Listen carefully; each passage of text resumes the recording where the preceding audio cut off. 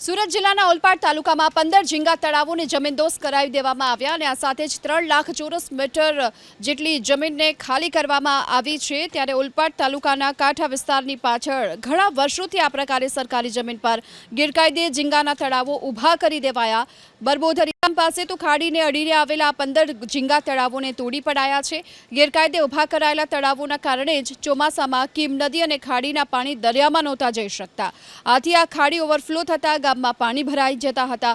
બરબોધન ગામ સિવાય અન્ય ગામોમાં પણ સર્વેની કામગીરી પણ ચાલી રહી છે અને આગામી દિવસોમાં ઝીંગાના તળાવો અહીંથી પણ દૂર કરવાની કામગીરી ચાલુ રહેશે।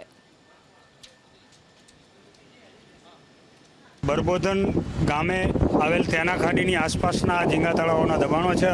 આશરે 14 થી 15 જેટલા ઝીંગા તળાવો છે અને 3 લાખ ચોરસ મીટર જેટલી અંદાજિત જમીન થાય છે।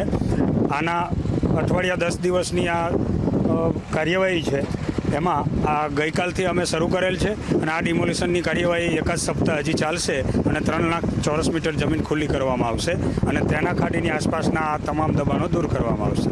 વહીવટી તંત્રને વિનંતી કરીએ છીએ કે ચોમાસા સુધી આ સતત આ પ્રક્રિયા ગેરકાયદેસર ઝીંગાના તળાવ દૂર કરવાની પ્રક્રિયા ચાલુ રાખવામાં આવે।